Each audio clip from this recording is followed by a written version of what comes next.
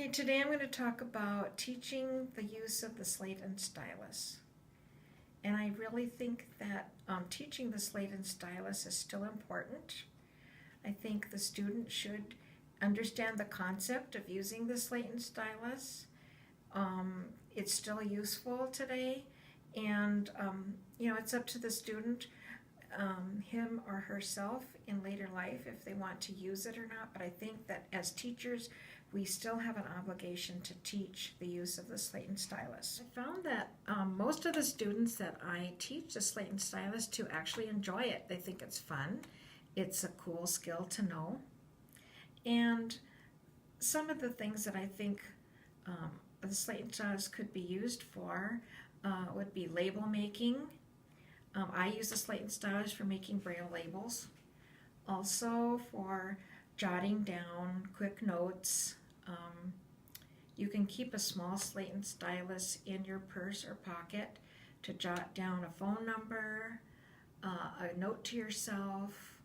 I will do this, for instance, if I have to call somebody and it's a number I'm not familiar with, I will write it out in braille on a note card or something, and then I can read the braille number while I'm speaking it into my smartphone. Or if I also need to give my credit card number, I'll have that written out in braille, and I could write that with a slate and stylus and have it handy.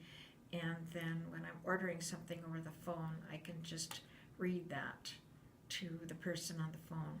So those are the uses for the slate and stylus that I see. It's low tech. You don't need batteries. You don't need it to be charged up.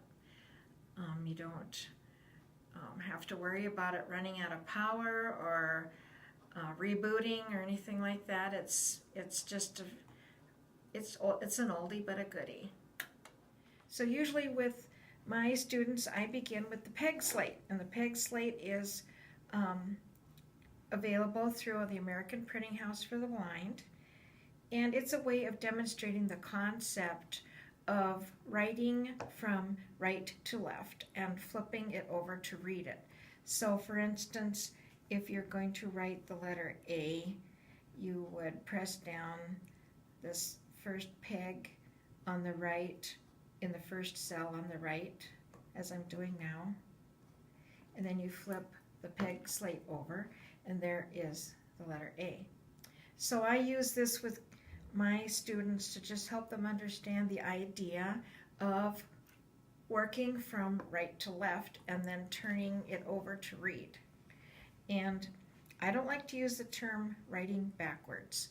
I don't think that's very helpful, but what I tell my students is, instead of going from left to right as you do with the brailler, you are going to be starting on the right and going to the left. So dot 1 is going to be the top dot on the right side of the cell. Dot 2 is going to be the middle dot on the right side of the cell, and so forth. So I stay away from words like backwards or opposite or reverse, and I just say you're going from right to left, and then you will flip your work over and read it like you normally would from left to right. So that is the peg slate. Another tool I use to help beginners to learn to use the slate and stylus is this big cell, and that is also available through American Printing House for the Blind. And it is a enlarged model of the openings in the slate. And I really like it because you can help the student to feel what the opening in the slate actually, how it's constructed. So I'll have them say, okay, pretend your finger is the stylus now, and you start in dot 1, which is going to be the top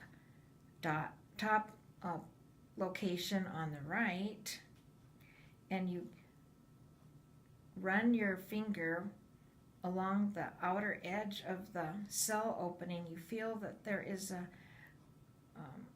demarcation between the dot locations that you can feel. So it helps you to learn how to position the stylus in the cell. And you can also help the student learn, you can say, okay, where is dot 3 on this cell? And then they would find the lower right-hand position and so forth. So I think this is a good model. And then sometimes I will say, well, I'll have them take the stylus itself and use that to point where the different dot locations are in the cell. So I do like to use this big cell to help a student orient themselves to how it's going to feel when they're writing with the slate. Okay, when I'm teaching the Slate and Stylus, I like to use the Janice Slate. And that is also available through the American Printing House for the Blind. It's plastic and it's two-sided and it's interpoint, so you can actually write on both sides of the paper without, you don't have to even remove the paper. So, compared to a traditional slate like this one, I like the Janice Slate because you don't have to worry about repositioning the paper, moving the paper down and so forth. If I am going to use a traditional slate, I get one that has the pins going, on the top and going downward, pointing downward, because then when you want to read what you have written, you don't have to take the paper out to read it. You can just open the slate up and turn it over and you can read what you have written. So if I am going to use a traditional slate, I would use one with the pins facing downward. But I usually do use the Janice Slate when I am working with students. And you can use a regular 3x5 index card in the Janice Slate, but also you can get paper that has 3x5 inch pages that you can just easily take out.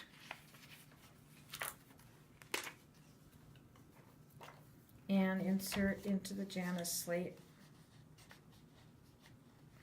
And I like using the paper better than an index card at the beginning because the paper is thinner and easier to make good dots. You don't have to press quite as hard.